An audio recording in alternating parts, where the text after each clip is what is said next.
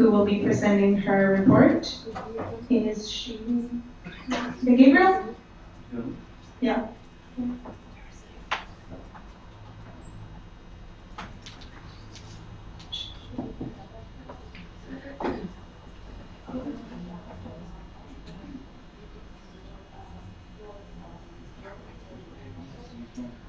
Okay, since we're waiting for the, never mind. We're waiting for our publications coordinator to join us.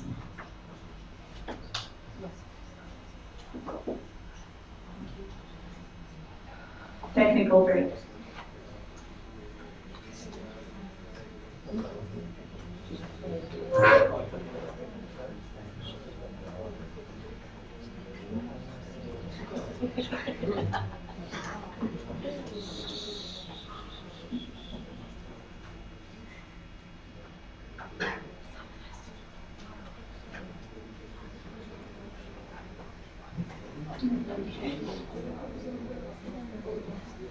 Okay, Sandra, can you hear us? Okay, perfect. Then you can present your report.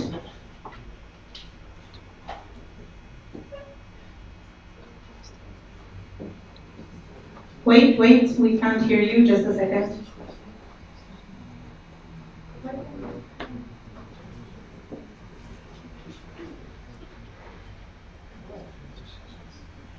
Technical difficulties.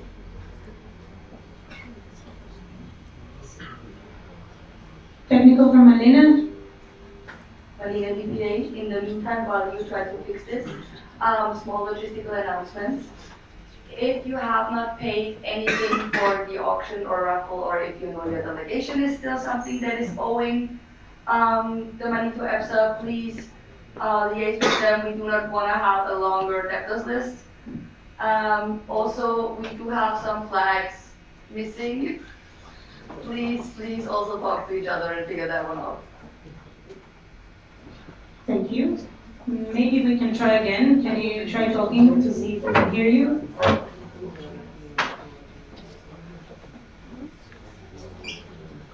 Okay, we still can't hear you. How about now? Okay, can everybody hear? Please, I want complete silence so we can hear Sandra. Okay, Sandra, you can go and present your report. Can you hear me now? Is it okay? Yep. Central Communications Coordinator, morning everyone. Excuse my state because I was just today. I'm still under a lot of painkillers, so I'm going to try to answer as much as I can. Okay, so as you note, I since I submitted. Firstly, we planned a series of educational contents we're working on social services computer to have several campaigns. For now, we're working on the April campaign that will be released on the 18th of November. And then the idea is to have either a podcast or an interview with an associate or a speaker or somebody following, for example, either cancer awareness month, discrimination week, or something like cancer awareness month. So these are all the ideas that we've been brainstorming so far, and that was cool. Other than that, when it comes to what we're working on, we're starting at the beginning of the podcast and opportunities that we've been working on now, and we're also obviously working on the used like technology.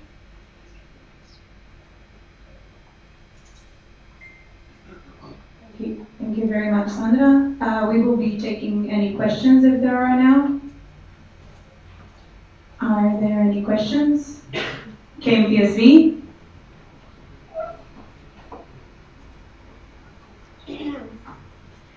Elena KPC the Netherlands. Well, first of all, thank you very much for being here and still being able to present because these are quite hard times for you and we really appreciate that. But we were wondering, how far in advance did you know that this was all going to happen and you were not able to do your work? Sandra?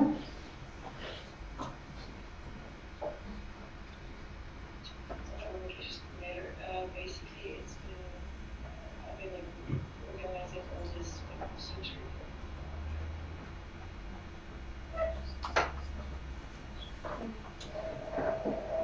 Kim, please me. Okay, making the game between the Netherlands. It's basically more that we want to stress again that if the team sometimes knows, not just you, but anyone that they may not be able to perform their job properly, for example, finishing a science monthly, or monthly dose, I mean, we would really suggest to really keep good confidence in the team and ask if someone else can fill this up, and otherwise at least be very transparent with the LSs because now we have no clue on why it's not coming and we cannot keep up with everything that we are missing. So it's not just on you, I want to stress that, but it's more for the whole team. Please work on that because we are not aware of what's going on behind the scenes only until we read the report 2 weeks before GA.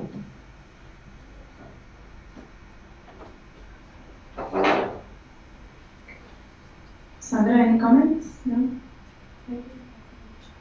Okay. No, Sandra, just yeah, thank you so much. And I completely understand. To be honest, like it's been going through like way too fast, and as I said in our group, I didn't really quite manage to organize everything that's happening. It's been confusing, but obviously I totally hear what you're saying. I don't think thank you so much. Thank you. Next up we have Asif. Please stand up so that the scrutineers can see you.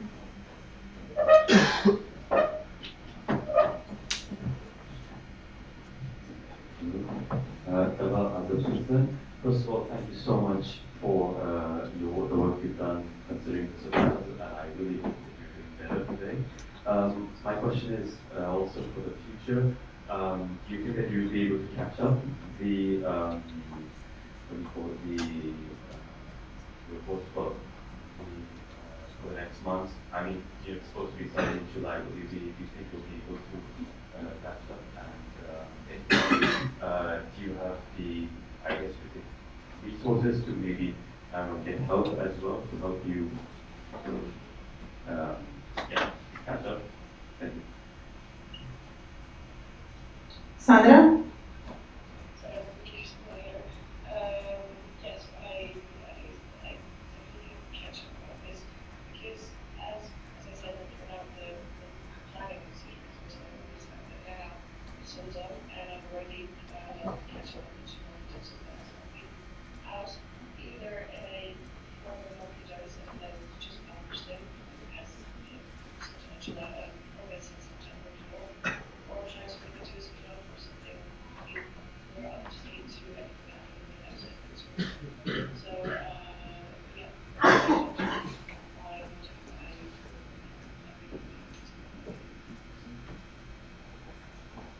Thank you. Next up we have GPSF. Dogs against the police. First of all, I hope you get better soon. And second of all, we wanted to ask you, do you think it's still feasible to make your first intern KPI happen about the four podcasts and before takeover videos?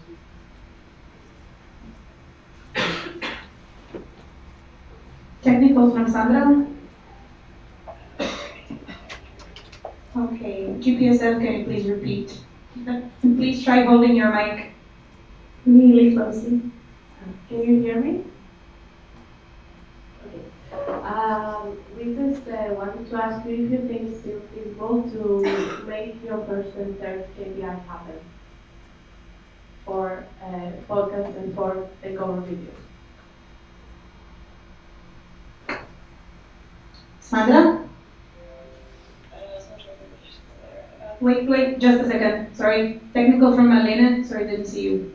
Malena BPA, if we're talking about KPIs, can someone just quickly for all the people in the room, like mention in one sentence or read the KPI so that everybody's informed, also the people in the back who don't have like access to GA packages reports? Okay, technical second will open it, and unless you have it on your phone, on your laptop right now. Do you? Okay, can GPSF please read it out?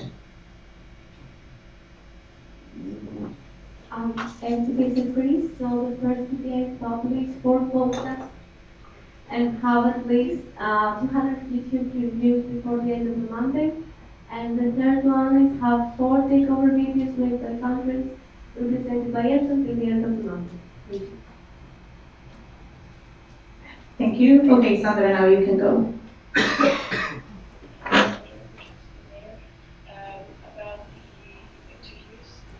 So the idea is to have four interviews. Sorry, about the podcast. The idea is to have 4 podcasts. The first one, as I said, we worked with PHSS Mayor, RKR, and then we will help like experts or professionals. So these would be looking at we don't really have like the what subjects for the guests yet, but we have an idea about that. And for technical videos, I haven't reached out to us yet, so it's going to very soon, and to, yes, those technical videos, explain to you more what it's about, what the idea that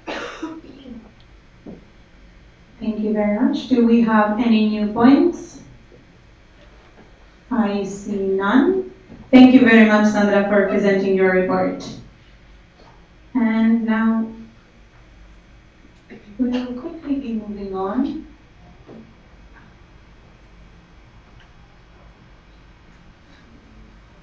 to our science coordinator, and I'll have Al Said to present her report, please.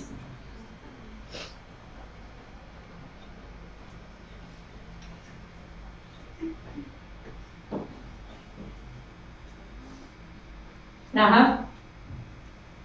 Rahaf, Science Coordinator. Good morning, everyone. I would like to mention that since the submission of my report, the work have been done is the publication of two science monthly, since we have 4 science monthly submitted to the PR department for the publication. In addition to that, I have attended the second EPSA team meeting, and I have prepared survey for ESSP just to inquire students' opinion about the publication and how they find it. And that's everything. Thank you. Do we have any questions or comments? MPSA? Theodora, MPSA North Macedonia. So, Rahaf, thank you so much for your report and for your collaboration on the October edition of the Science Monthly. Since, MPSA also participated with 4 articles. However, we are a bit disappointed that it could not be published on time and presented during the GA, since we really put a lot of effort in. And Rahaf? Rahaf, Science Coordinator. Yes, I agree with you, and I am more disappointed than you. But unfortunately, the publication is not in my responsibility. I have submitted 4 science monthly so far, and I was waiting the same as you. And I was hoping to have this edition published because it's very relevant for the event, and I was really proud of the articles as they were of very good quality. Thank you very much. Thank you. Next up, we have CZPSA.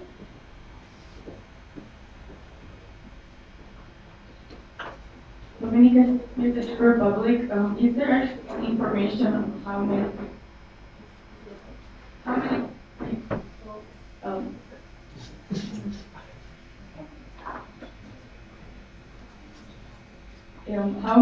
is there any information on how many people re-engage with the Science Monthly? Rahaf?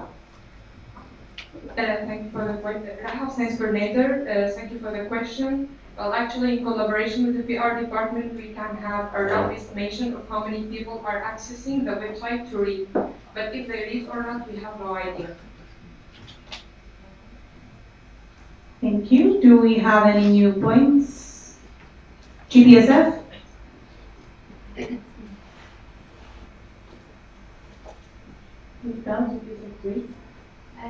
About the SSP, what is your opinion and what's the problem behind not that many people submitting their articles first? And do you think that proper promotion would be appropriate?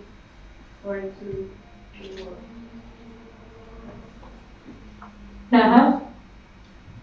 Rahaf, science coordinator. Yes, I believe that ESS team is not very well promoted, and for the next time we are trying to improve the promotion. Thank you. Do we have any new points? I see none. Well then, Rahaf, thank you very much for presenting your report. And now we can move on to accepting the EPSA team autumn assembly reports. First up, we have the motion that reads the 64th EPSA General Assembly accepts the 63rd General Assembly Organization Working Group final report. I open the floor for discussion. Gabriel? Gabriel present, I close the floor for discussion.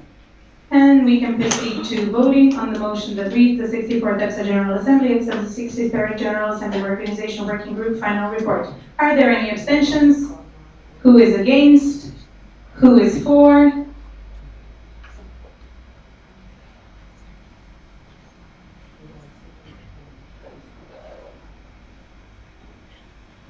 I have 23 votes for, none against, no abstentions. The motion was carried unanimously. Moving on to the motion that reads, the 64th EPSA General Assembly accepts the Parliamentary Council Autumn Assembly Report 2022-2023. I open the floor for discussion. Gabriel? Gabriel present, I close the floor for discussion. Then we can move on to voting. The 64th EPSA General Assembly accepts the Parliamentary Council Autumn Assembly Report 2022-2023. Are there any abstentions? Who is against? Who is for?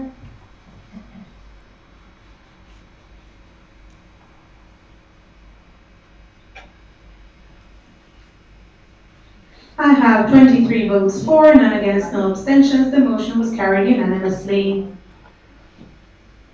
Moving on to the motion that reads, the 64th EPSA General Assembly accepts the Audit Committee Autumn Assembly Report 2022-2023. I'll open the floor for discussion.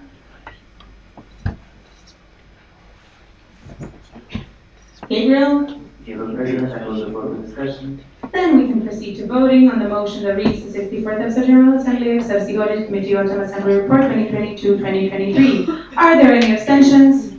Who is against? Who is for?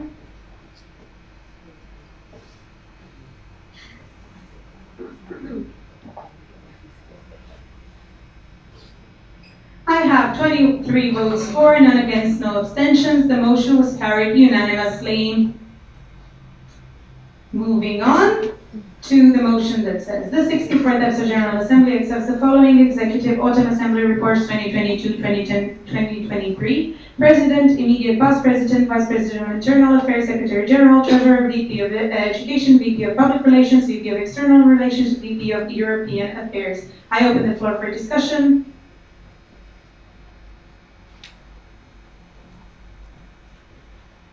Gabriel? Gabriel present, I close the floor for discussion.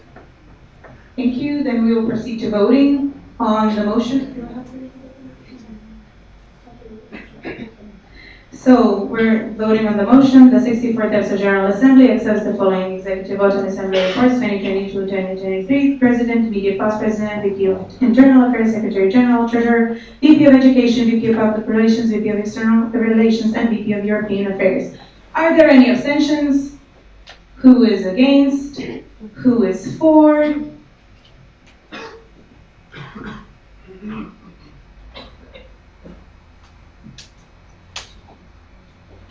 I have 23 votes for, none against, no abstentions. The motion was carried unanimously. Moving on to the motion that says the 64th EPSA General Assembly accepts the following coordinators' Autumn Assembly Reports 2022-2023. Events Coordinator, Alumni Coordinator, Chairperson of the Reception Committee of the 18th Autumn Assembly, Educational Affairs Coordinator, Training Coordinator, Public Health and Social Services Coordinator, Science Coordinator, Design Coordinator, Information Technology Coordinator, Publications Coordinator, Social Media Coordinator, Mobility Coordinator, Professional Affairs Coordinator, Policy Coordinator, Grant Coordinator, Advocacy Platform Coordinator. I open the floor for discussion. Apef?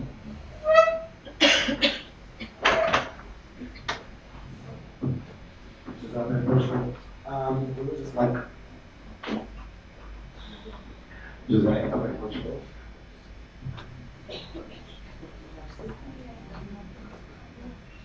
José in Portugal. We would just like to stress the need, like some of the reports will truly represent the full work of the entity members, and we would just like to ask for a little bit more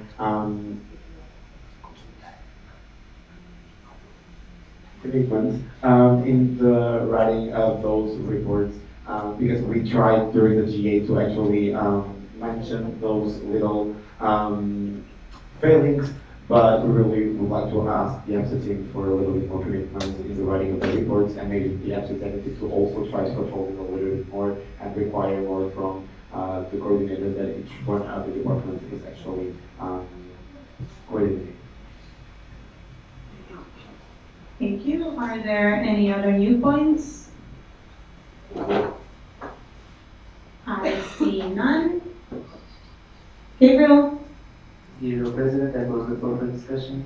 Then we can proceed to voting on the motion that says the 64th EPSA General Assembly accepts the following coordinators' autumn assembly reports 2022-2023. Events Coordinator, Alumni Coordinator, Chairperson of the Reception Committee of the 18th Autumn Assembly, Educational Affairs Coordinator, Training Coordinator, Public Health and Social Services Coordinator, Science Coordinator, Design Coordinator, Information Technology Coordinator, Publications Coordinator, Social Media Coordinator, Mobility Coordinator, Professional Affairs Coordinator, Policy Coordinator, Grant Coordinator, and Advocacy Platform Coordinator. Are there any abstentions? Who is against? Who is for?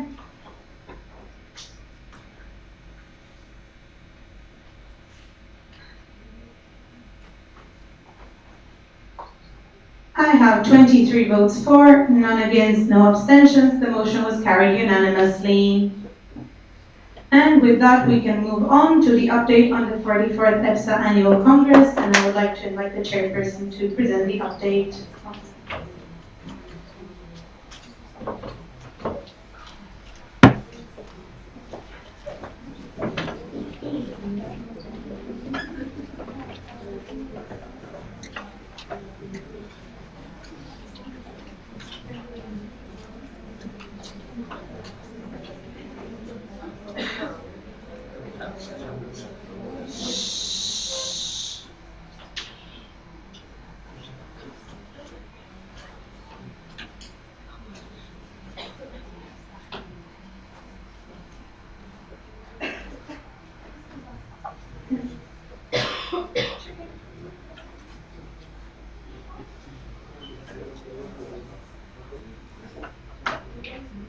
Clement? Chairperson AC93. I am Urban, pre-conference store and alumni weekend officer. Marita, Vice Chairperson. Eva, Registrations Officer. Spera, Educational Program Officer. Clement, Treasurer. Nusha, Social Program Officer. Nina, Logistics Officer. And Leila, PR Officer. And we are missing one member, Jan, Sponsorship Officer. Okay. So let's go to the general updates. So far we have signed a contract with hotel. That means all the venues and accommodation is signed. We have signed the contract with EPSA. Promotion has started, means online and in physical way, so live promotion. And one of the promotion is also being here at AA. Educational program is being created. Social program is already set. Sponsors are still being contacted. Registration system is being prepared. Pre-congress tour and alumni weekend are set. So regarding logistics, the contract with the hotel was signed in September, so it's finalized. We went to see venues in accommodation actually last week. We took some pictures, we visualized the process of registrations, how the GA will look like, the workshops and social events, and also we went to the dining room to see the meals and the food. The logistics schedule is agreed upon with the hotel, so they agree with everything what we want regarding the time slots for the breakfast, dinner, and lunch, especially. We had a meeting with Touristic Office Početrtek. That means we went through the sightseeing program and we set this program. Regarding the registrations, we have prepared the online registrations Google form, prepared all of the emails for the registrations, and the invitation letter, draft, and payment conditions, the document. In the future, we have to do the online confirmation sheets. We have to do automation of the registrations, registrations from embedded in the event website, and we have to do the liability waiver form. So regarding the treasurer and the financial plan, nothing has changed since the GA in Porto. So it's actually the same financial plan. We have confirmed that payments from participants go directly to the bank account of the hotel, which is really important, and we have a separate bank account for AC23, which is stated in Torso. Educational program, firstly, we have really good cooperation with VPEDU, so with Kasia. Kasia and Spil are really working great together. First potential speakers for symposium will be contacted in next week from our side and also from Kasia's side. Workshops for sponsors are being arranged. At the moment we have 4 workshops for our sponsors, and same holds for the career fair. Social program, sightseeing and social program are determined, as I said. We are looking for offers which will be signed until the end of December 2022. That means offers for decoration and merchandise especially. Alumni weekend, as I said, the program and expenses are set. Urban had a meeting with Chloe, the alumni coordinator, during the AA, and they agreed upon the rest of the things. We have to set the price for alumni weekend. It will be around between 250 and 300 euros, just for your demonstration and imagination. We had a meeting with EPSA, alumni coordinator, as I said, and that's it. A pre-congress tour, actually same things hold as for alumni weekend, so the program and expenses are set. We also had leaflets at the AA, and we have distributed these leaflets to you, to the participants, and we have to determine the financing part. Regarding the sponsors, 90% of the funds are already raised. We have signed contract with all the sponsors except the main one, the MSD. So this 90% also includes this MSD's money, but we cannot sign the contract this year because of their regulations. We will sign the contract in January next year. We will start contacting the material sponsors in November and December, and we will contact the community pharmacies for the sponsorship part. Regarding PR, we have sent the emails to RC members. We had a live promotion at Faculty of Pharmacy in Ljubljana at the beginning of the new school year. Social media channels are open, so Instagram and Facebook. I hope you're following us on the social media programs. You can see posts about the team and Instagram stories about the highlights from the meetings, motivation weekends, and also from the AA. Promotion at the AA Athens, so all the RC members are here. We brought posters, stickers, t-shirts here. We had a stand at Career Fair and Meet Me Fair, and we would really like to thank Mavina and the RC of Greece for this, and all the promotion plans is set. Regarding the helping team, we had helping team applications opened actually last week. We got 100 applications, and from these people we will select 30 to 40 people, and this will be done in next week. Next steps, we have to sign intention of collaboration with main sponsor, that's MSD. We have to contact the rest of the financial sponsors and material sponsors in November and December. We have to start filling spots for the educational program. This goes with collaboration with VPEDU. We have to select the helping team in next 2 weeks, probably next week.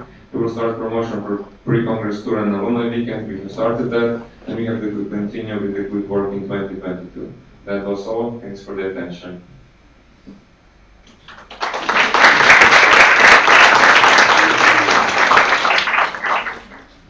Thank you very much. We will be taking any questions if there are some.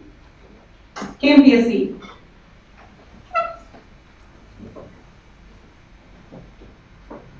KMPSC Netherlands. Well, thank you very much for your presentation, and we also really want to thank you for all being here, because we really noticed that it really helps with the enthusiasm, and we're also very excited for Positive Check. Yeah, when can we register? Clement? Chairperson Exit 23, so the registration will open on 1st of December this year. KMPSV? In KMPC Netherlands, great, good to hear that. I would suggest next time also share that, because it's within a month, and it's really good for all the member associations to know this, as without registrations, there's nobody coming. Thank you. Next up, SFP.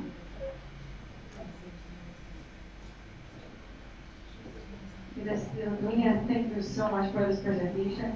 We would especially like to congratulate you for raising 90% of funds, as you said in your presentation, because that is truly impressive. And send them over PR for this month, and we can't wait to register. Thank you. Next up, we have Shaswada.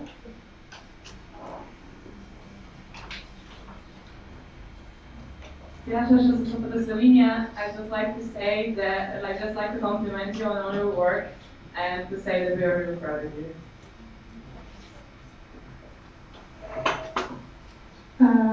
Katie?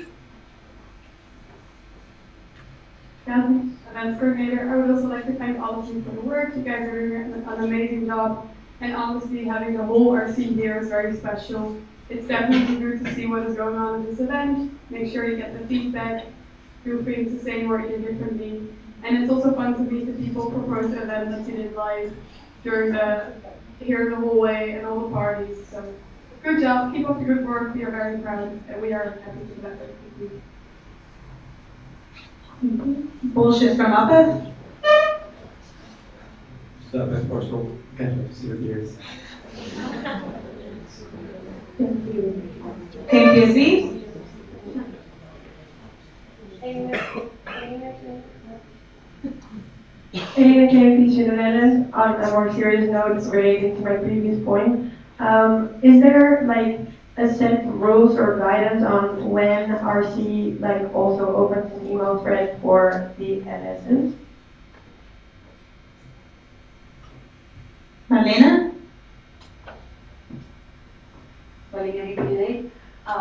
And also for everybody who is correctly in this, if I'm getting wrong. But in general, there is no set guidance. However, we're trying to not confuse two registrations at once, and since the registration for AA was up until the event, when there is a second email thread open about a registration from another event that in the past already created confusion. So it's always tried to have one event, and as soon as this event is over, the next one is being kept. Point of information from Faye. In the BPR, we also need to keep in mind that we cannot have them at the same time as the email that is used for the automatic emails is always the same, even if the ADAS changes. So we have two periods from two different events open at the same time, that basically it will be sending emails for two different events, and that can get confusing. KMPSV?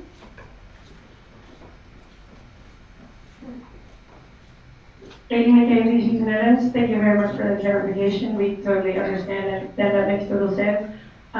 We just noticed also for the this AA that then 10 days before the registration open, we get an email, even though it's actually already known when the registration is open, and we feel like that's very important information for our association. So I would then at least suggest start the email thread straight after this event if possible, or try to maybe send an update in the LS group chat if you already know that information, because I understand it could be confusing for the whole email thread situation, but if you have this crucial information, I would suggest it's best to share it as soon as possible. But I don't know if the rest agree, so if you can give a general agreement or a thumbs down, please, that would help. Thanks. Thank you. Next up we have Afop. Annika of Austria. We agree with you, and also we want to stress that poverty of some associations is important to know the legislation date for choosing the ODs, because it can be quite hard for us to find them, and we want to have some more time with France. Thank you. Thank you. Are there any new points, comments, questions, etc.? I see none. Then thank you very much for your updates.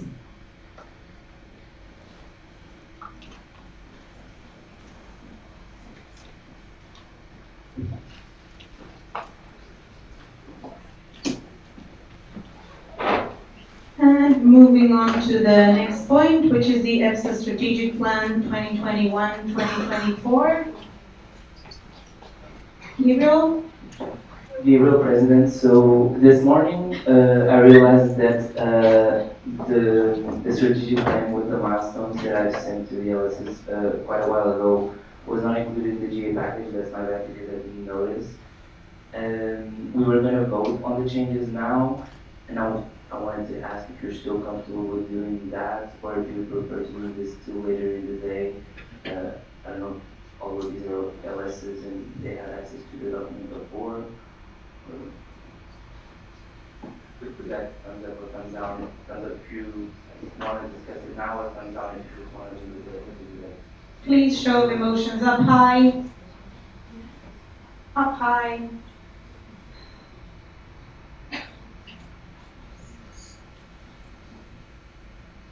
I see general agreement that we can proceed now, so we will proceed now. Gabriel? Gabriel, President, then can you please share the document that's in the GA package now? Yes, we can. Technical pause.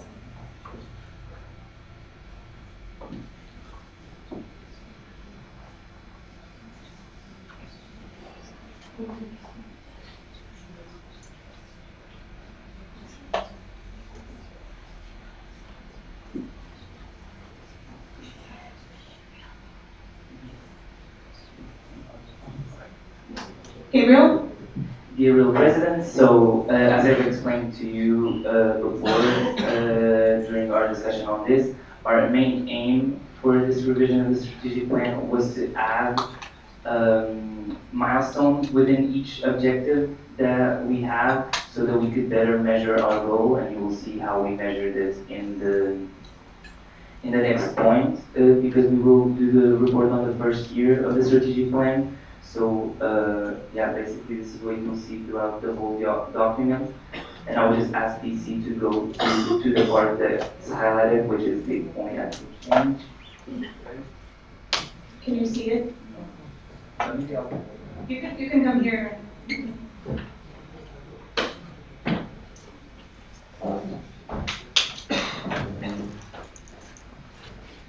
Gabriel, as the President. So the only two objectives that we changed are the ones that you see on the screen. We have that the EBSA budget should be sustainable, and financial sponsorships should be a key priority when engaging with partners who are able to do so. And we changed it to financial sponsorships and grants, and we removed the partners because grants don't always come from the partners. If there's any points on this, we also added the word solely to the next objective, because it said that relying on grants in the association's budget to fund essential activities was not a sustainable situation and should be avoided.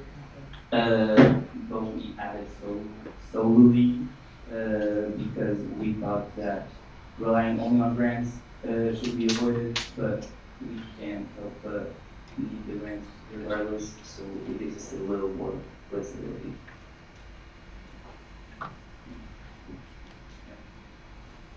Thank you, Gabriel. Then we will move on to the presentation. And I will read out the motion. The 64th EBSA General Assembly approves the changes to the EBSA Strategic Plan 2021-2024. I open the floor for discussion. Are there any new points? Gabriel? Gabriel, President, and I close the floor.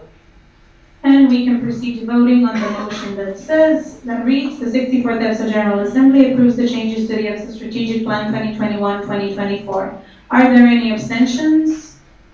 Who is against? Who is for?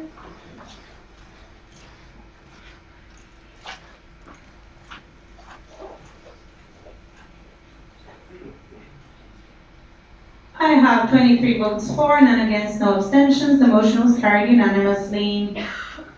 And we can move on to the report on the first year of the EPSA Strategic Plan 2021-2024.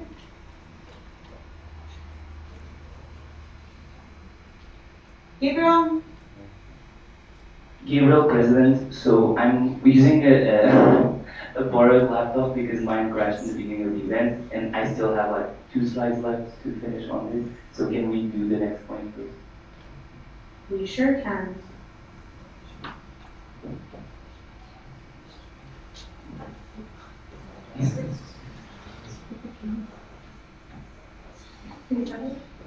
Okay, moving on to the EPSA corporate identity then. I will read out the motion. The 64th EPSA General Assembly approves the EPSA corporate identity, and I open the floor for discussion. Frey?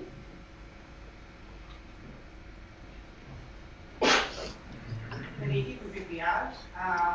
Just as an introduction on what is already included in the document in case we did not manage to go through it fully. It does basically the usage cases of our logo and the color palette that EPSA uses. We try to include in that document also certain coloring patterns that were derived from the original 2 colors that we used to have in order to have more options during the patterns while still having previous designs that were using these colors be applicable to the corporate identity. And then after that, we have an overview very shortly about the social media and how the identity part of the official EPSA publications works. Thank you. Do we have any questions, comments? Apef? Just first of all, we would just like to really stress the importance of these documents and to relate on the creation efforts. It's very important to try to guide in a better way the design of the parts of the project, and we really found this very important. Thank you. Do we have any other new points? I see none. Gabriel? Gabriel, President, then I close the floor for discussion. Then we can move on to voting on the motion that reads, the 64th EPSA General Assembly approves the EPSA corporate identity. Are there any abstentions? Who is against? Who is for?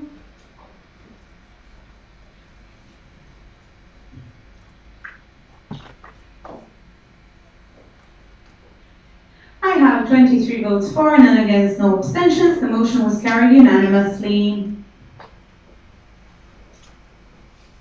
Gabriel? Gabriel, President, and let's move to exec motions, please. Yes. Okay. Moving on. So we will proceed with the first motion. The 64th EPSA General Assembly mandates the EPSA Executive to update all EPSA regulations according to the changes to the regulations approved by the 64th General Assembly. I open the floor for discussion. Gabriel? Gabriel, President, just to give the motivation, this is something we do at every GA. Since we'll be approving changes here, they need to be included in the documents that we have in the library. Thank you. Are there any new points? Gabriel? Gabriel, President, I close the floor for discussion. Then we can proceed to voting on the motion that reads, the 64th EPSA General Assembly mandates the EPSA Executive to update all EPSA regulations according to the changes to the regulations approved by the 64th General Assembly. Are there any abstentions? Who is against? Who is for?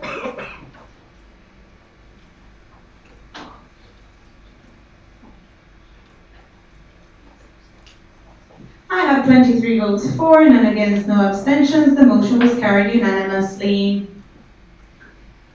Moving on to the motion that reads, the 64th EPSA General Assembly mandates the EPSA Executive to launch LEAP with its new structure as well as at least one leap course until the 65th EPSA General Assembly. I open the floor for discussion. Gabriel? Gabriel, President, just to give the motivation, we've been working on the LEAP restructure for a while, and we believe that we are finally able to almost launch it, and since we are already negotiating with partners on how to approve it, we thought it would be good to have a working statement mandate for the General Assembly for LEAP to be launched before the next General Assembly. Thank you. Are there any points? I don't see any. Gabriel? Gabriel, President, and I close the floor for discussion. And we can proceed to voting on the motion that reads, the 64th EPSA General Assembly mandates the EPSA Executive to launch LEAP with its new structure as well as at least one LEAP course until the 65th EPSA General Assembly. Are there any abstentions? Who is against? Who is for?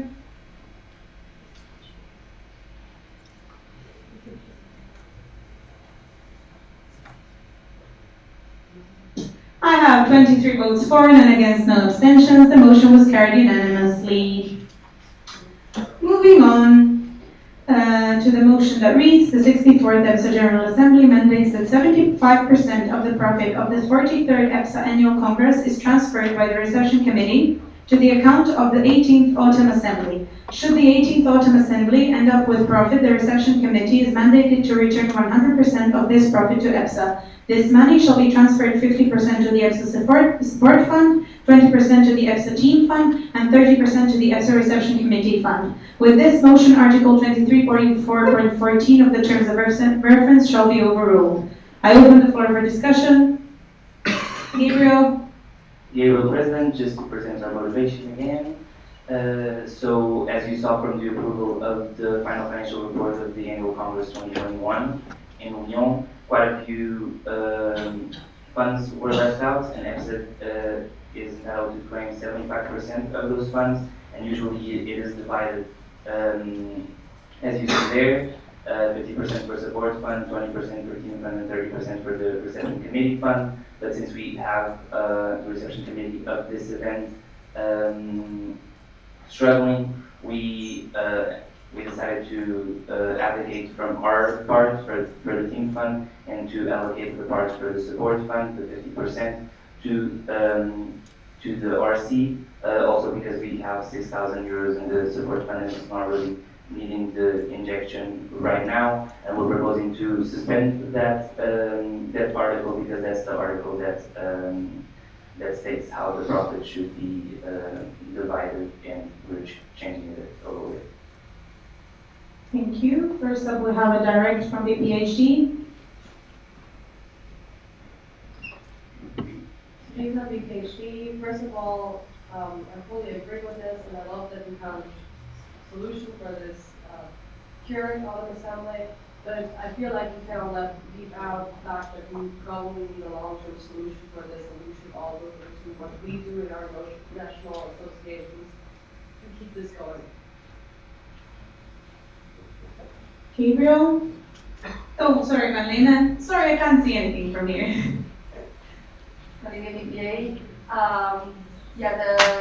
There is an ongoing investigation on like the whole events and finding event host situation, and this includes also like lowering the cost and making financial feasibility and general feasibility for the RC happening. Thank you. Next up, we have a new point from GPSF.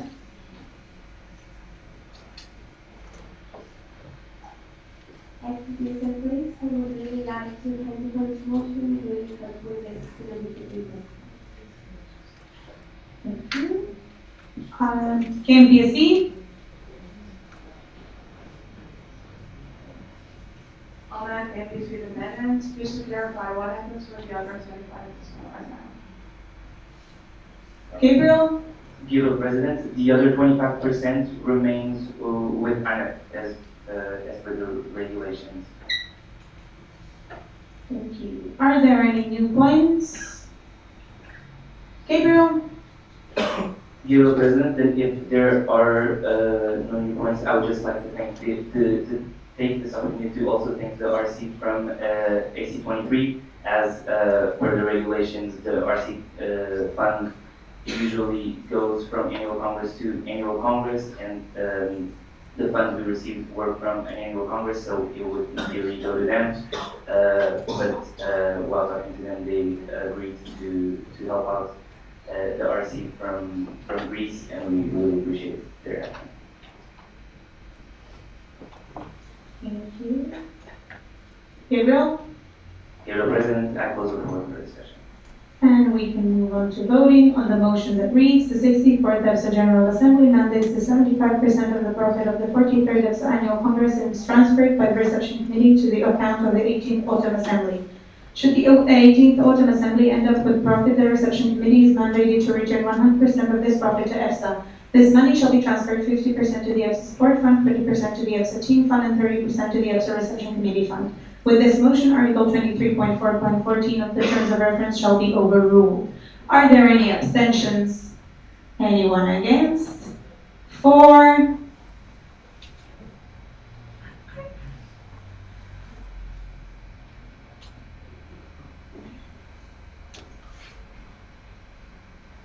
I have 23 votes for, none against, no abstentions. The motion was carried unanimously.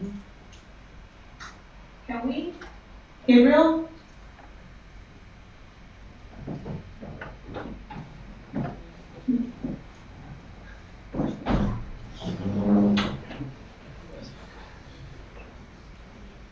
Gabriel, President. Then I would just like to do a presentation of what we already accomplished from the milestones that we added to the strategic plan, just to make it so that it's easy. Starting strategic focus area of future-proof education and skills, we have created a white paper. Now all that's left is to review it each of the other years and to create a section on internships and traineeships. We will still need to update the position paper on professional qualifications directive. When we create or when we open the LEAP e-courses, we will have to have 900 participants until the end of 2024. Oh, this is not there. It wasn't then last year we did have one person from a country with no active EBSA trainers attend TNT, and now until the end of the strategic plan, we'll try to have at least one more in each year, and we'll try to have a TNT in a country that has no active EBSA trainers. We will also add the quality assurance system to the training project handbook. Regarding the calls for input and opinion published by the European institutions in 2022, we published 6 out of the 7 that we got here for each year. Sorry, this should also say 100%, but we have shared policy tasks on Twitter and LinkedIn last mandate. We also have started developing the advocacy strategy, but I put it here at 0% because we haven't released it yet. Regarding mental health, we have created the mental health position paper, and we have promoted it during one public health campaign last year, so now we just have to do it twice more in the 2 other mandates covered by the strategic plan. We have successfully become part of the mental health in all policies network. We have not yet used the data to promote a position to present it to EAP, so we will do that. We have not launched the LEAP e-courses. We also have specific goals for the LEAP e-courses and on what they should focus. So, for example, we have here a goal for 2 LEAP e-courses on topics that are not taught in our studies. So this will also be a focus for the next period. We have started creating the policy and advocacy toolkit, as Charlotte also mentioned in her updates. But I put it at 0% since it hasn't been released yet. When it is released, we'll also inquire you regarding its usefulness. Regarding the hosting the training on advocacy and beginning of each mandate, we've already done it on 2 mandates, so about 66%. When the policy and advocacy toolkit is released, also we'll have a meeting with APRs to discuss it. So this is still at 0% for now. We will also, when we have the advocacy strategy released, have a training with APRs regarding the advocacy strategies, so it's 0% for now. For the year 2022, we also put 0% on the individual meetings on this, so we'll work on it from now on. Regarding the EA Wednesdays, last year we had 56% of 18, I don't remember what number that was, I think it was 10, we promoted 10 EA Wednesdays out of the 18 that we had planned. It was 10, thank you. Regarding the EU monitoring updates, we did only 33% of the 12 times, so 4 times last mandate, but this mandate we also changed this to the portfolio with the advocacy platform coordinator, so it doesn't overburden the VPEA, and then we can raise this number to higher. Regarding the advocacy action groups, this could even be at 300% last year because we did 3 and we only needed to do 1. Regarding the cocktail reception ADR, it was also concluded last year, and we'll do it again for the next 2 mandates. Again, on leave, this is still to be done. We also became a part of the AMR One Health Network Expert Group, so that's at 100%. Regarding the collaboration with Coalition for Vaccination, we have been present in every single meeting that there was since the release of this strategic plan.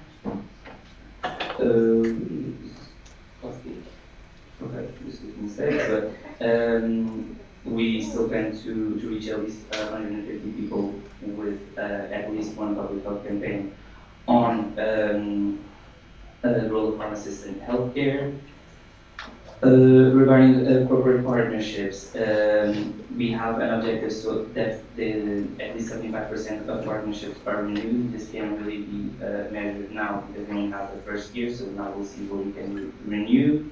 For now it's at 0%. Regarding ensuring that the EFSA internships are filled, last year we have 4 interns for 6 vacancies, so that's at 66%, but this year we already have 100%. I can already tell you that the report will be presented next year.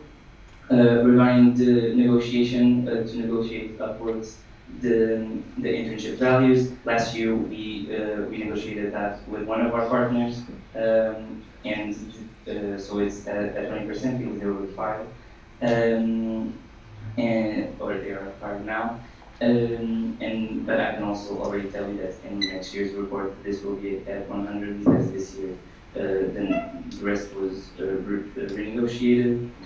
Regarding the inquiry for EFSA interns on their living satisfaction rate, on their well-being, we didn't do this last year, also because we didn't have the goals already set out, but we'll do it this year, and we'll let you know in the next report. We have created a platform with all of the current and past EFSA team members living in Brussels over Telegram. I put 0% on the EFSA open houses because this was for last year, but as you know from the financial report, we already organized one. We will also focus on updating the EFSA group guidelines in this next period. Regarding the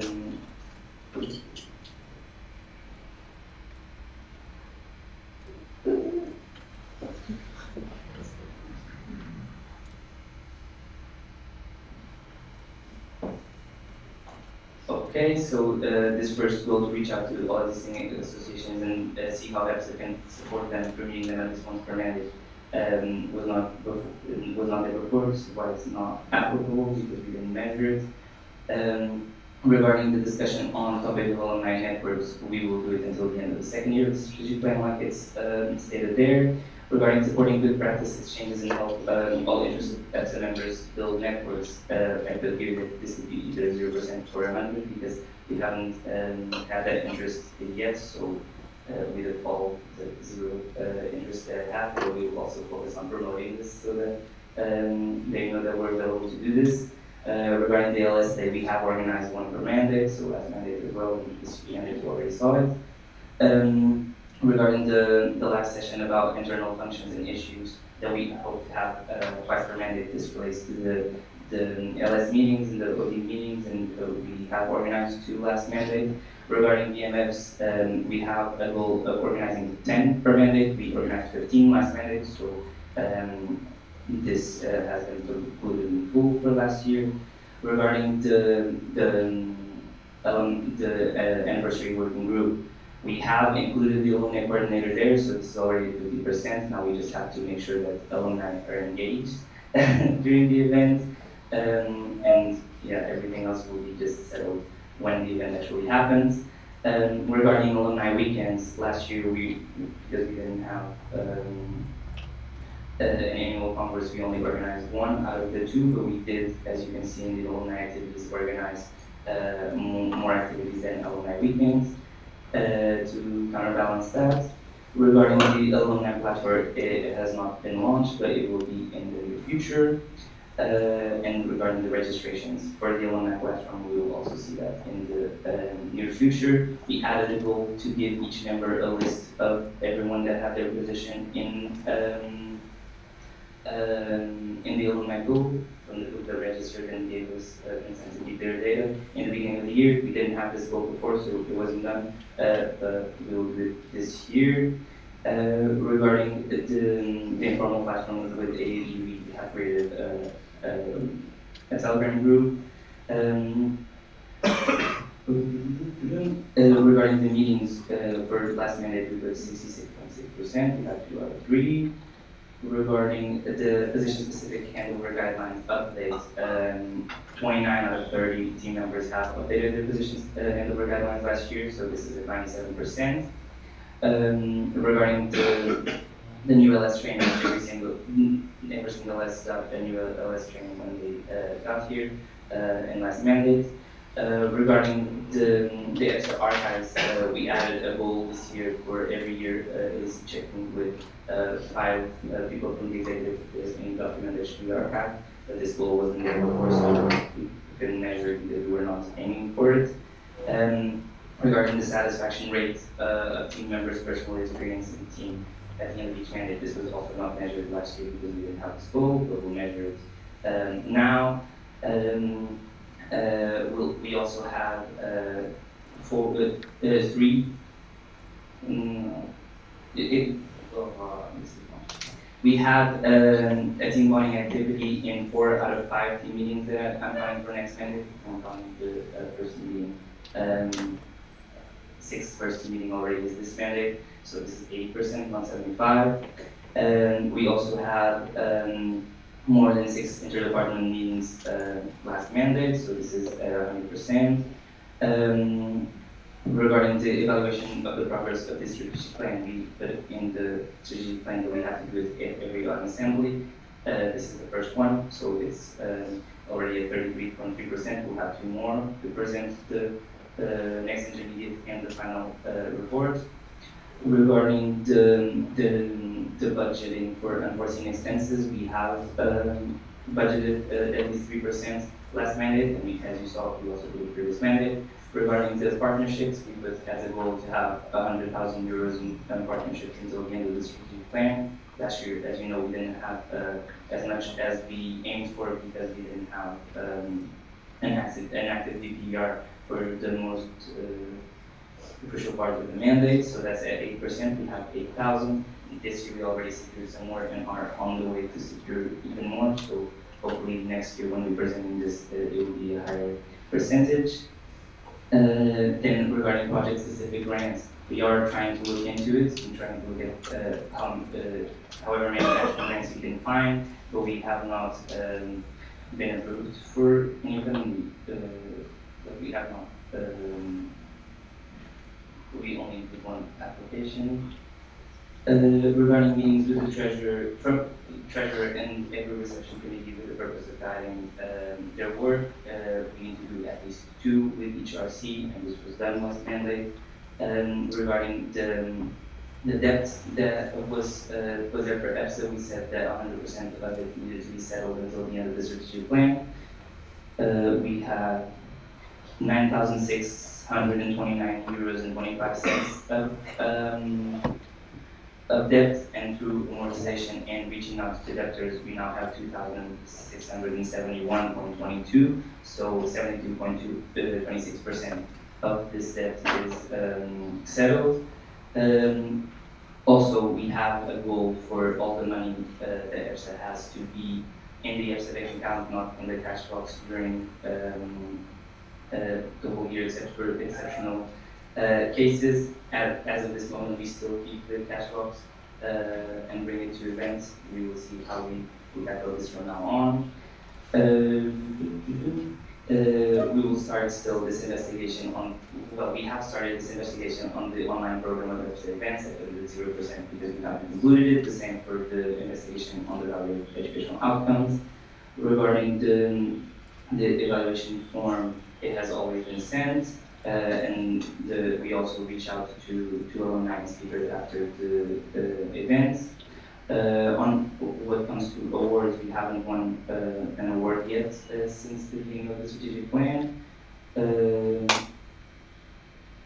Okay, that's not true. We have received one, I don't know, like 0%. We received one award from DIA, the Drug Information Association, so this is at 50%. Regarding the current state of the league, it's the same thing that was there before.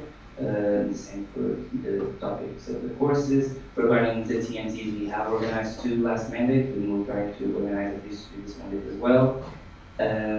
We have sent only 13.3% of the 30 trainers that we would like to send to members' events through the Trainers Travel Fund. So we will also make members more aware of this opportunity for the rest of the strategic plan.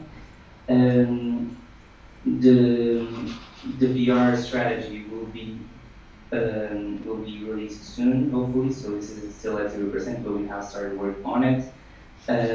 Regarding the campaigns, where we establish collaboration inter-departments, this has been done at 100%, which is kind of weird because our goal is for at least 80% of the campaign needing to involve interdepartmental work, but we have reached that 80%, so the goal itself is at 100% as of now.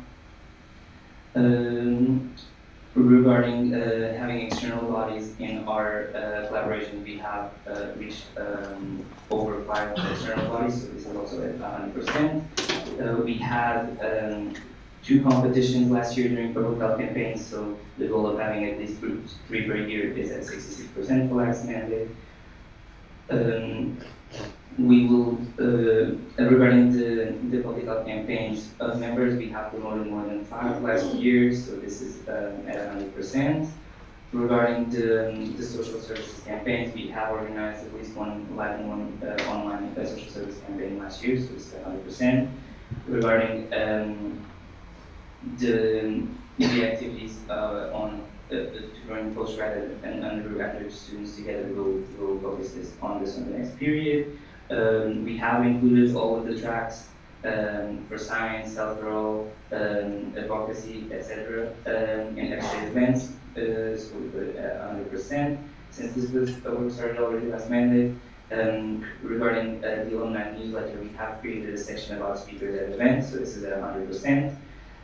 Regarding actively reaching out to at least 20 alumni in the beginning of the year, we probably did it last mandate, but this wasn't a goal yet, so we weren't really counting.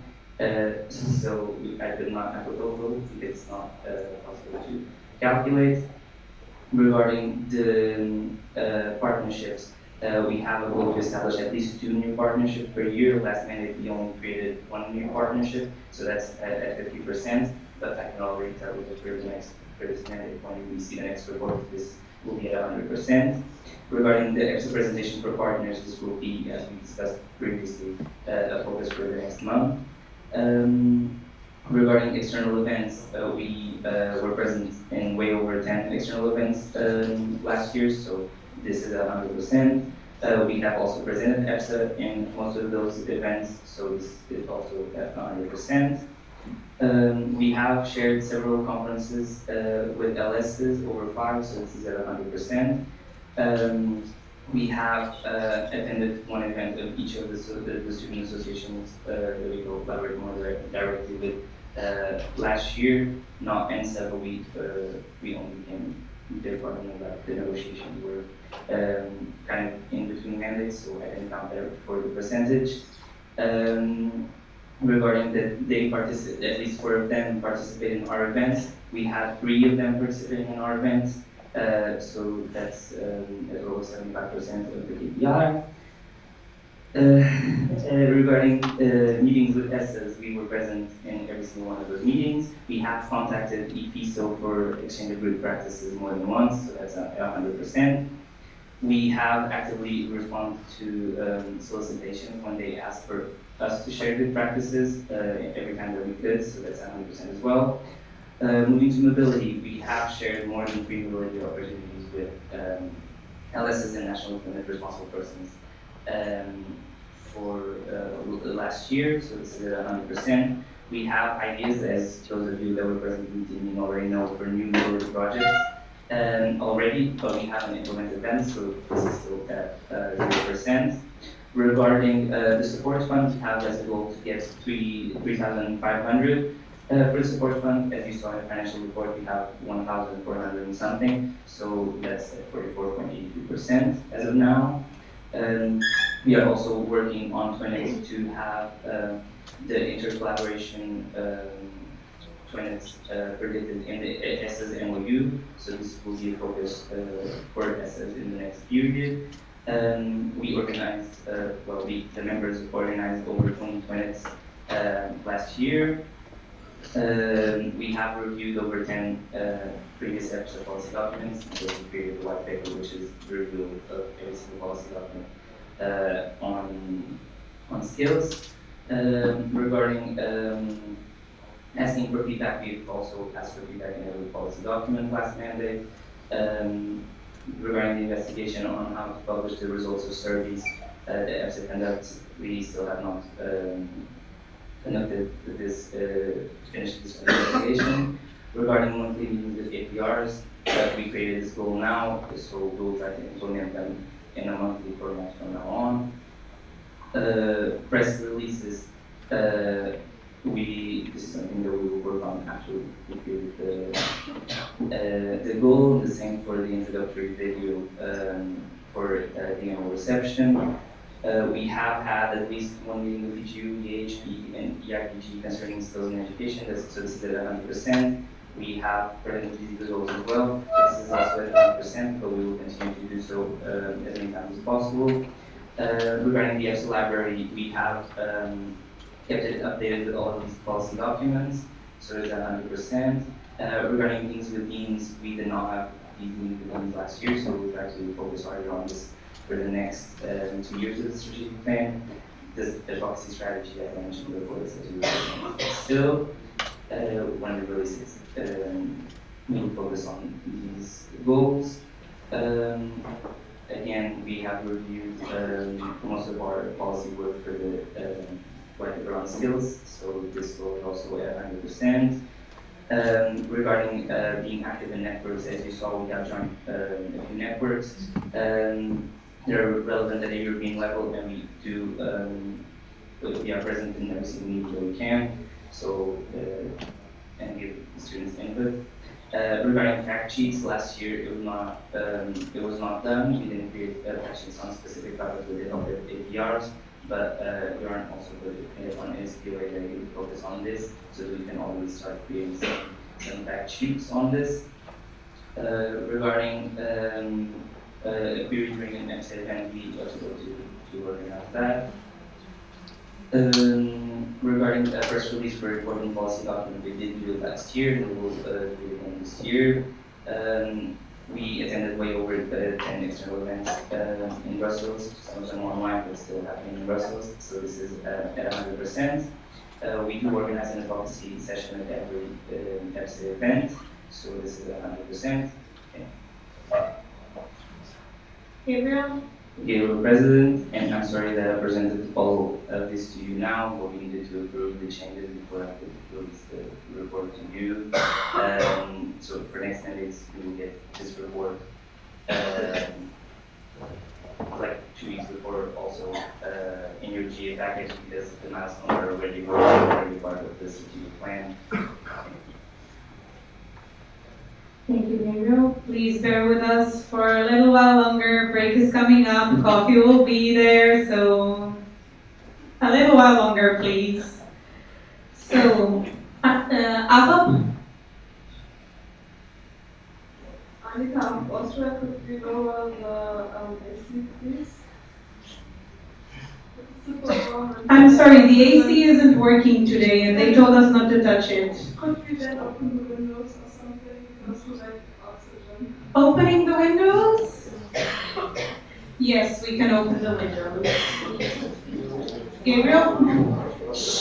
Dear President, I would just like to take a moment to appreciate that ASAP is the one asking to turn on the AC for more cold. So, are there any clarification for KMPSB? Eline KMPSB Netherlands. So you kind of just explained why it was not in the package yet, but can you clarify on why this was like the accepting of this was delayed? Because when that's important for KMPSB.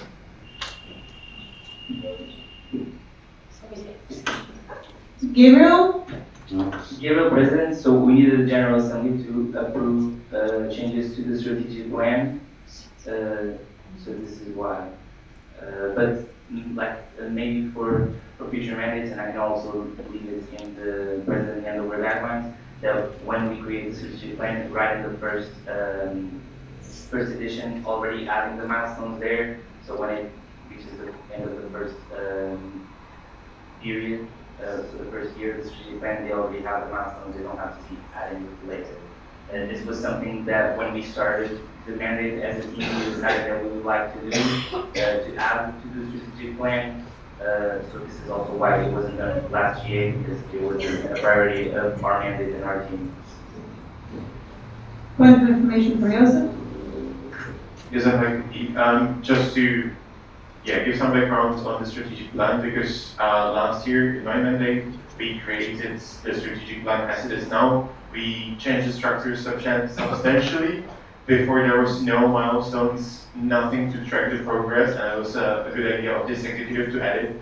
So you can see that we are still finding the best way to present the strategic plan, and that is why it's still evolving. So in 2 years, when they will be doing the new one, it will be already included. KMPSB? Eline KMPSB Netherlands, thank you for clarifying it, even though my clarification wasn't that clear. But yeah, thank you for apologizing, but we really think that the way it was presented now was not really effective. Also, if you mention a lot of stuff that was already completed last mandate, that was already discussed, and I think, right, so it's a little bit of repetition then. Gabriel? Gabriel, President, well, regarding what was presented last mandate, this is the objective of presenting the report on the first year of the strategic plan, to say what was achieved in the last mandate. But maybe what I can suggest is that I also send this document updated with this TLSs if you have like a month to give extra feedback or access to the extra question if you would like. I just couldn't give it to you before General Assembly regardless. If you would agree with that, I can follow up. Okay, so an email thread will be coming. Apple?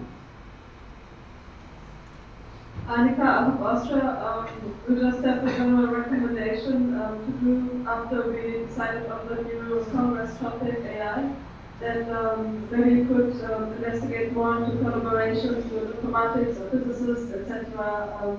Students Association, as we know that they are very active, and we are sure that they would be happy to collaborate with us. Thank you. Are there any other comments, questions, anything? I see none.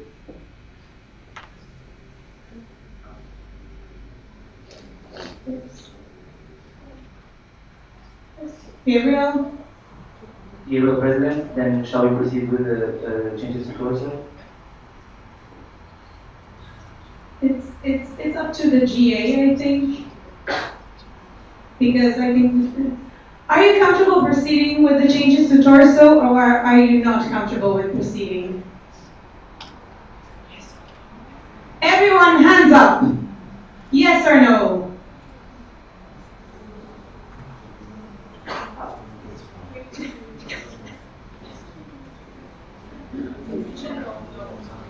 It's a general no, Gabriel? Gabriel, President, then since we still have like an hour break, would you feel comfortable doing maybe a lighter one? A second opinion and the important decisions document, for example? Hands up, hands up. General agreement, yes, we can move on to that one.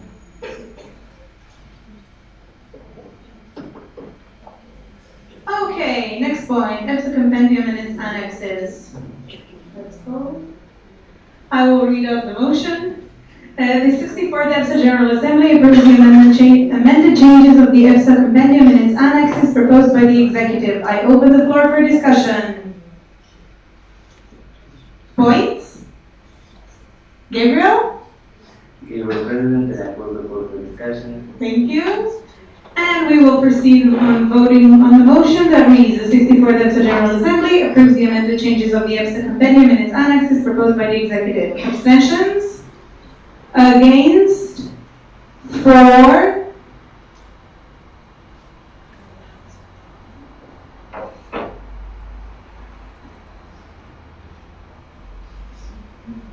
I have 23 votes for, none against, no abstentions. The motion was carried unanimously. Moving on to the EPSA Important Decisions document, I will read out the motion. The 64th EPSA General Assembly approves the changes of the EPSA Important Decisions document proposed by the Executive. I open the floor for discussion. Points? Gabriel? Gabriel, President, I close the floor for discussion.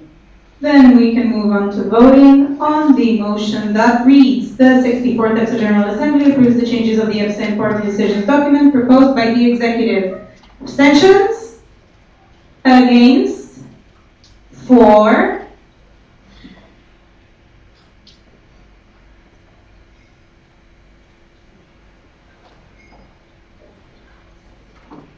I have 23 votes for, none against, no abstentions. The motion was carried unanimously. Gabriel? Gabriel, President, maybe we can also do list of working statements, but just a clarification, if you don't want to go to torso changes because you want a longer break, right? Just to confirm. Yes, no. Hands up, please. Up, up, up. Yes or no? It's a no. It's a no.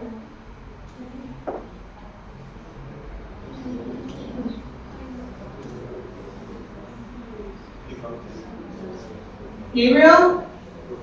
Gabriel, President, well, just to explain that the break and the coffee break outside is at 11, so if we don't start with another point, I can try to take smaller points, but we don't have enough smaller points to go until the break. So yeah, let's do the list of working statements we see, and then after I'll just see. Yes, we will do that. Just give us a second to get to the point. Okay, next point, reviewing the list of working statements. I will read out the motion. The 64th EPSA General Assembly approves the amended list of working statements. I open the floor for discussion. Are there any new points, comments, questions, etc.? Marlena? Marlena, EPA, I don't know if everybody read it, but do you want to go through them, or are you fine that it was presented in this meeting? Yes, no. Yes, if you want us to read them out. No, if you don't. It's a no. They don't want us to read it out. Okay. Gabriel? Gabriel, President, then I close the floor for discussion. Amazing. Then we can proceed on to voting on the motion that reads, the 64th EPSA General Assembly approves the amended list of working statements. Are there any abstentions? Against? For?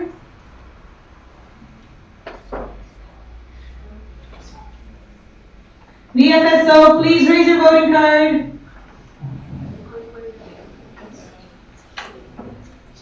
Up, up, up, up. Thank you very much. We have 23 votes for, none against, no abstentions. The motion was carried unanimously. Gabriel? Gabriel, President, so another suggestion, so we don't do torso changes right now. Do you want to start handbooks? Do you prefer that? Please show motions, yes for handbooks, no for handbooks.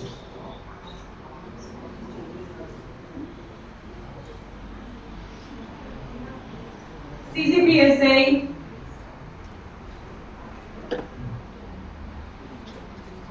Dominica, CCPSA, we think that the confusion is because we thought that we were supposed to have a break, like coffee break, but we are not, so because the session was scheduled like half an hour sooner than the actual break, so that maybe the LSC didn't really understand what was the question, and we actually have time for it right now. Gabriel? Gabriel, President, was this everyone's situation? Totally fine if it was? Like, are you okay with moving to torso then, now that you know that we will only be there at 11? Please show emotions, everybody. Up high, hands up high. Okay, then sorry for not understanding. Then we can move on to torso.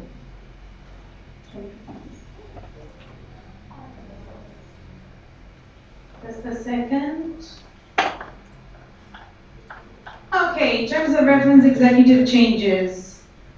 I will read out the motion. First, the 64th EPSA General Assembly adopts the amended changes of the EPSA terms of reference proposed by the executive. I open the floor for discussion. Fasfara?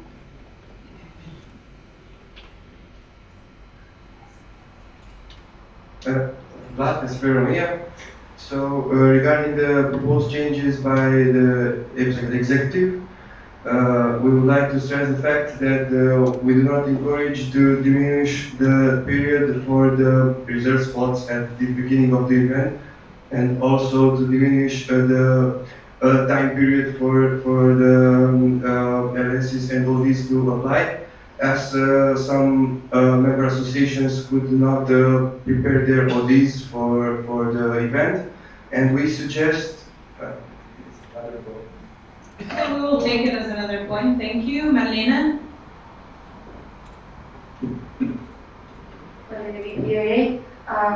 So as already stated in the motivation there, what we noticed with the last RCs is that the registration is one of the biggest problems for them, and therefore we thought of ways to make it easier, and opening up the places sooner was one of the solutions we came up with. Direct from Fasfara? Vlad Kasperek, we completely understand the motivation and we think it's a valid point, but we would like to suggest that only reducing the percentage of the spots reserved to 2% instead of 5% and remain the same period to register, because the percentage will let other people to join faster to the registration, but the period will also let the ODs and the LSs to take their time to register for the event for the GA. Thank you. Then we have Fasfara with a new point. Okay. Technical Gabriel? Gabriel, President, just 1 second to discuss the proposal. Technical break.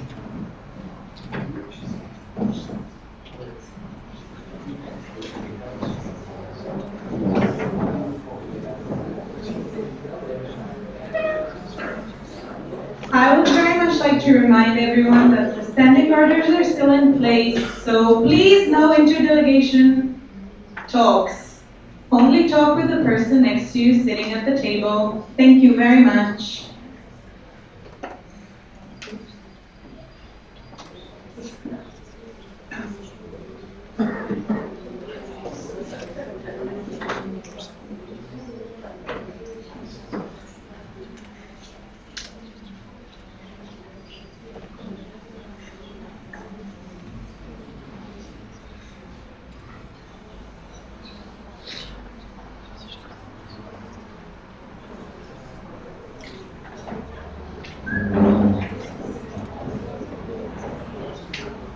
Gabriel? Channels, please first. Sorry for the wait, Gabriel, President. We discussed it within the executive, and we do not wish to amend with the change with your proposal. We believe that the 20 days that are already reserved for people for 2% people for each country are more than enough, and we have seen these longer deadlines cause financial struggles for the RC and delay a lot the registration process for participants, some of them not even being reachable after so long. So we do not wish to impose that on the next person. Transfer with the direct.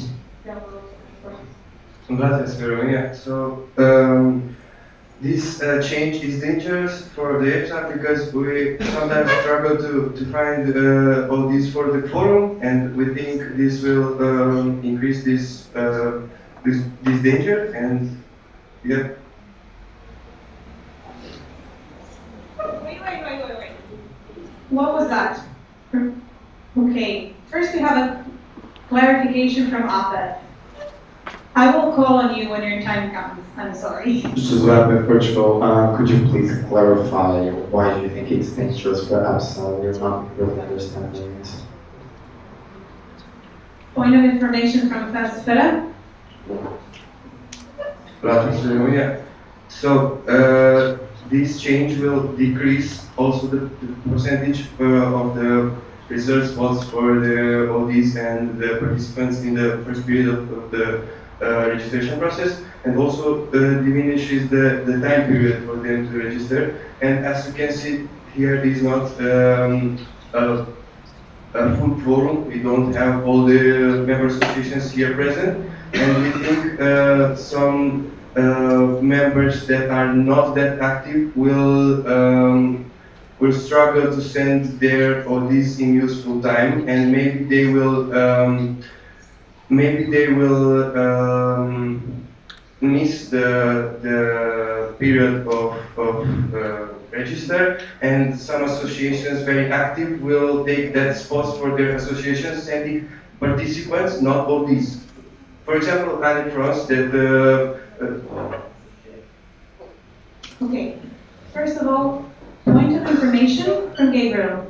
Gabriel, President, so according to Article 23.2.2.4 of Torso, the places for official delegates are reserved outside of the quota for the 2%, so this change will not affect the reservation for these. Okay, thank you. GPSF, is this direct to what Gabriel said? We will take it as a new point. BPHD, we will take it as a new point. APEF, we will also take it as a new point. Then, next up we have Shasta Sabada with a new point. Yeah, Shasta, we would just like to say that we do support this change because to remove this paragraph because there are students from several countries, and we also have big delegations ourselves. And if this number of places is secured for so long, people may lose interest. The plane tickets get really expensive, and people change their minds, and this leads to financial difficulties for the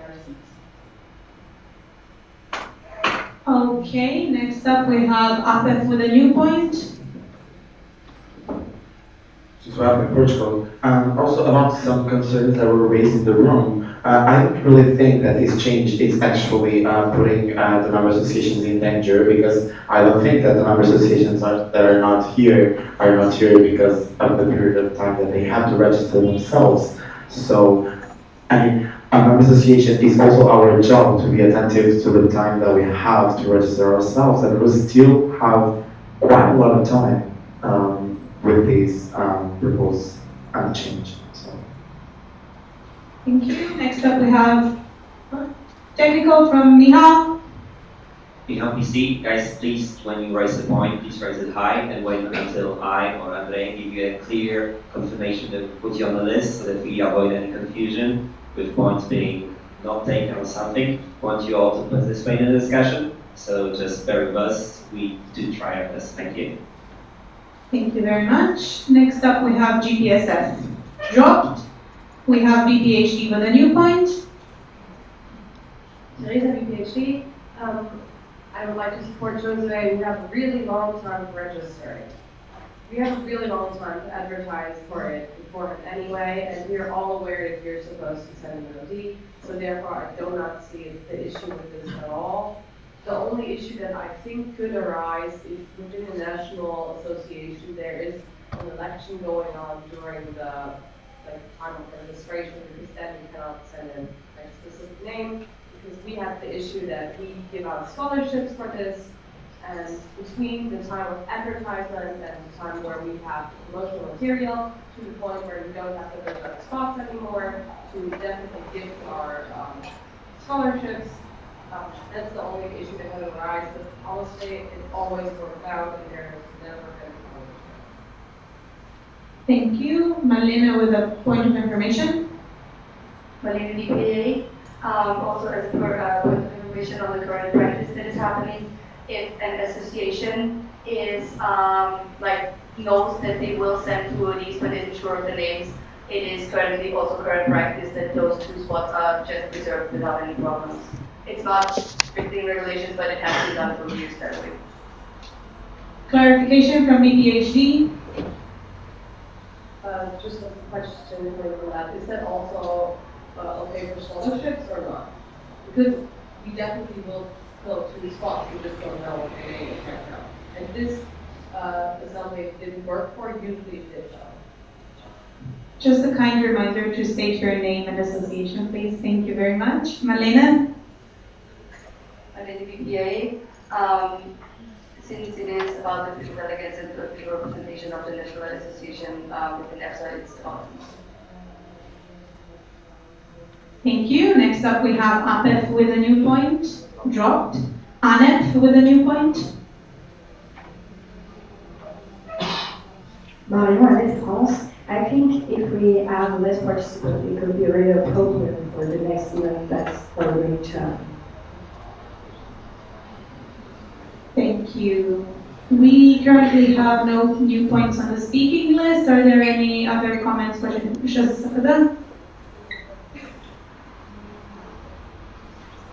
Yes, just Slovenia. So to address another change about the honorary life members, the 3.5.2, can you please explain some more why this sentence would be removed? Because it doesn't seem to simplify the document, but it does remove a part of quite basic but important information. Marlene, technical?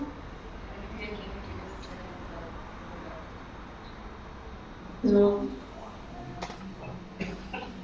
Do you feel like you would like to have it on the big screen as well?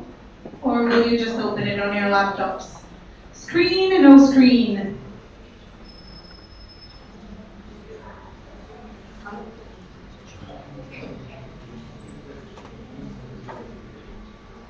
I see general agreement, so we will also show it on the screen.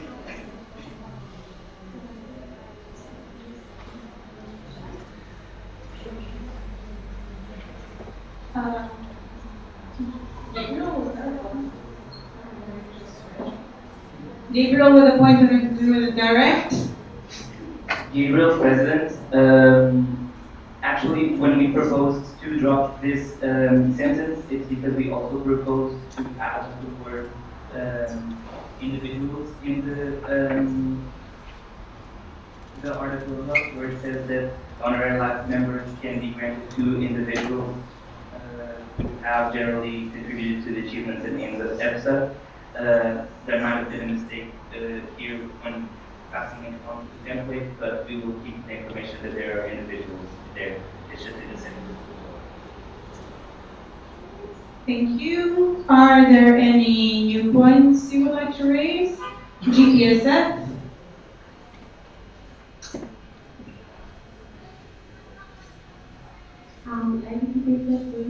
We would like to say about the proposed change on the public Article 24.1, sub-article 4 about the job content newsletter. We really don't know if it is beneficial to enter the current relation with sponsors and partners, and we fear that this might affect the relationship negatively, especially with this partnership that is done with the We have a direct from APEC. Josué, Portugal, we share the exact same concern. Gabriel? Gabriel, President, just to clarify why we proposed this change, is to say that we also ran it by the Alumni Advisory Board for council on this. We already have the activity booklets released every year with the review of every single thing we did. Last year we also only had one newsletter, for example, and we are adding the possibility in the activity booklet for partners to also be promoted. It's also released at the annual reception, which is a bigger event. So yeah, we didn't consider that it would affect the relationship. Direct from APEC. Josué, Portugal, in our view, it's completely different to have the opportunity of promoting partners to that directly to students more than one or twice or even thrice a year. I think that we think that the solution is actually investing a little bit more in the newsletters and have more opportunities to promote partners there instead of really dropping the APSA newsletter as a whole. APEC with a new point. Okay, that was dropped. We have Gabriel?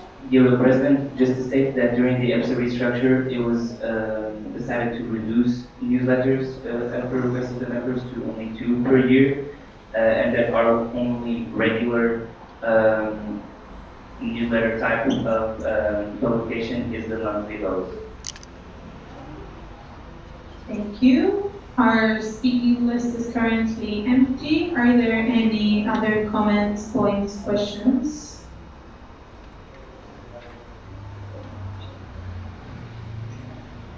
APEC to the direct. This is APEC Portugal. Could you please elaborate a little bit more on why they suggest, like before, why it was suggested to drop the number of newsletters, please? Gabriel? Gabriel, President. So for quite some years before the EPSA restructure, PR was not being able to publish all the issues that were regulated, and they were not getting the outcome needed. So the General Assembly decided to reduce. Clarification from APEC?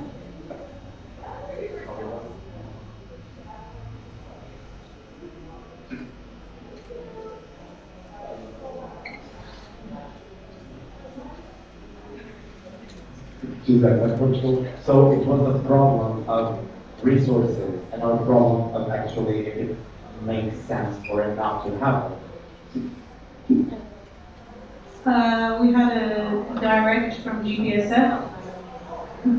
Dropped? Yes? No? We can take it as a new point. Okay, we'll take it as a new point. Okay, GPSF, you can go with a new point.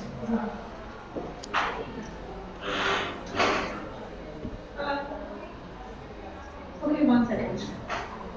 Technical streak.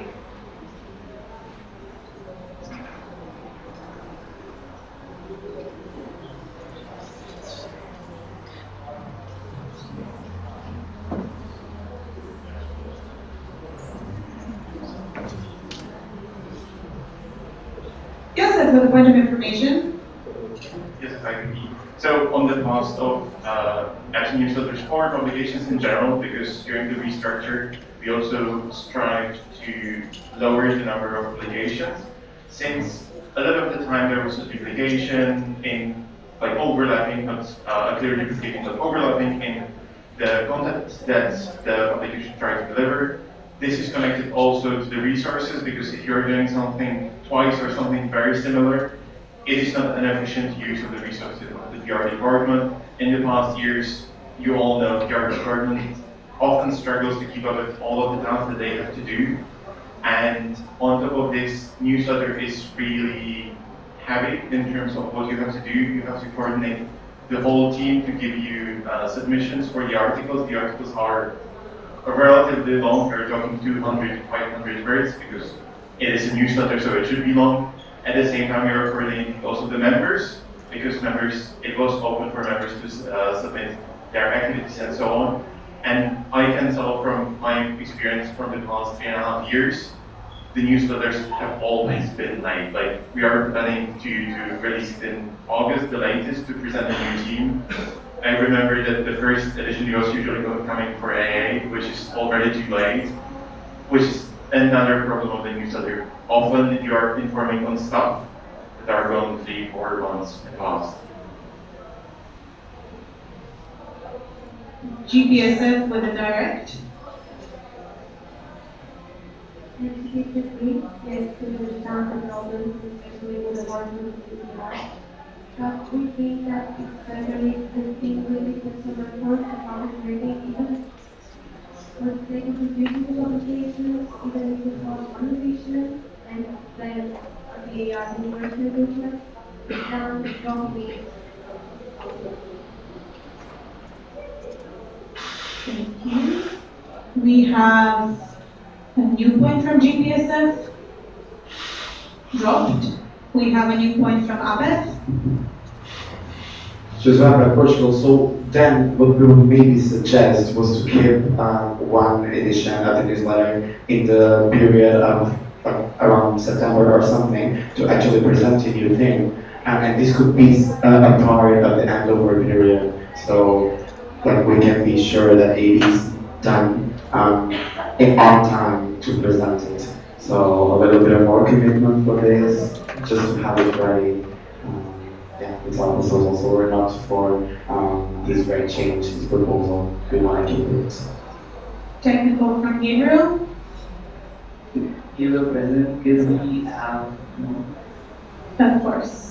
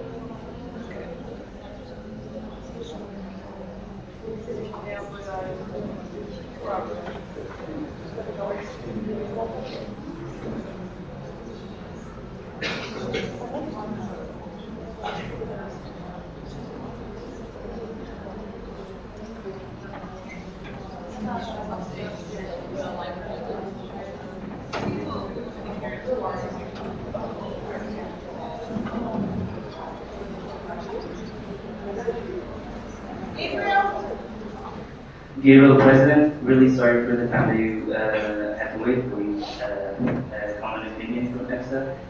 We disagree with the proposal stated. First, because the period where you propose is the period of handover, which is the period of the most work for the EFSA team. We also think that there might be some confusion because the way most newsletters usually work, where it's sending, like, there's an email list where you send the newsletter, that's our non-reload, where we already have emails to the team. And the reason why we propose to drop it completely, and the biggest reason why we disagree with it, is the duplication of work. So we were submitting a newsletter in the beginning of the mandate with the EFS team. This is exactly what we do, and not really well with the EFS team, etc. So yeah, we would be against change. We will not come in. Apef with a direct. Giuseppe, Portugal, we really do think that to make all of the newsletter is completely different from any other publication, and it doesn't make sense to us to drop it. So, yeah. Okay, we have a 9.15 proposed by Apef, seconded by GPSS. We will now proceed to, so the 9.15 states a motion to vote on the motion in parts, debatable but not amendable. What do you want to vote in parts on? Giuseppe, Portugal, I would like to vote this specific proposal. Just give me a second to please read it.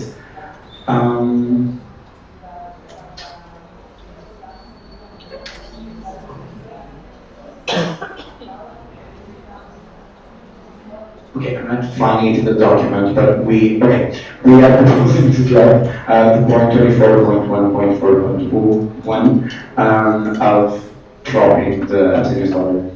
We are proposing to vote it separately from the other regulation changes.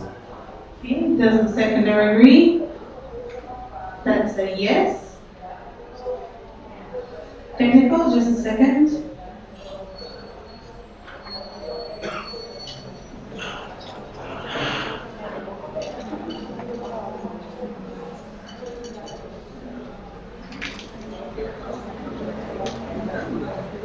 I open the floor for discussion on the 9.15, but just to make it clear, we will not be discussing this. We will be discussing the 9.15. I open the floor for discussion. Are there any new points? Can you please close the door also? Sorry. Gabriel? Technical from what? Just a technical second to update the presentation.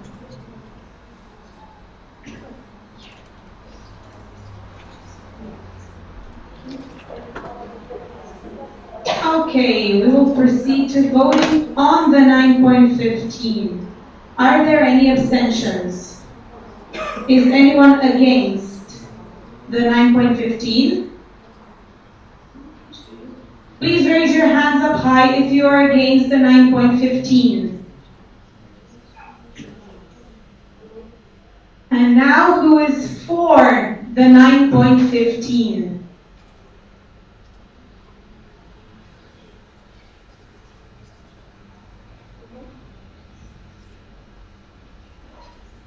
Okay, I have 18 votes for, 5 against, no abstentions. The 9.15 was carried. Technical from Andre. Andre, parliamentarian, give us a minute to update to write the motion.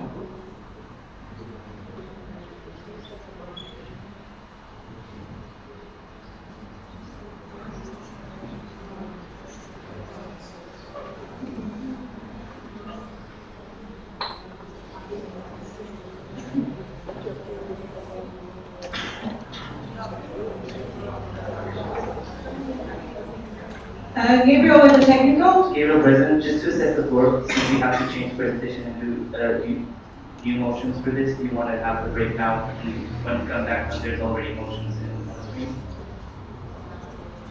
Show motions. It's a general agreement. Gabriel? Gabriel President, then I will just remind you that the code of conduct that we approved in this GA tells you not to influence decisions of other ODs, so outside of this focus upon discussing how good the cake is, and I would like to ask Elisa to from the roll call. Elisa?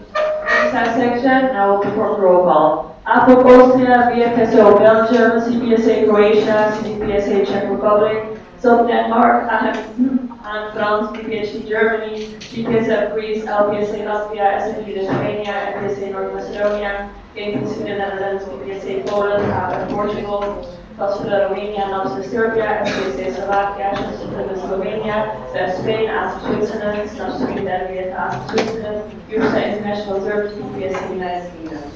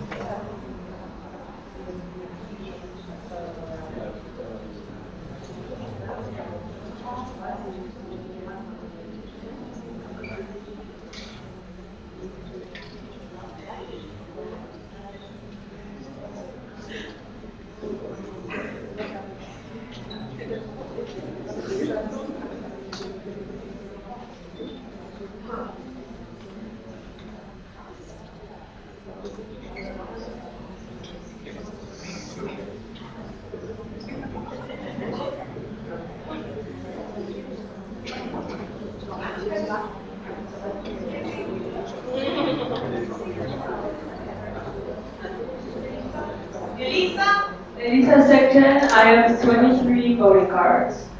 Can I suspend this?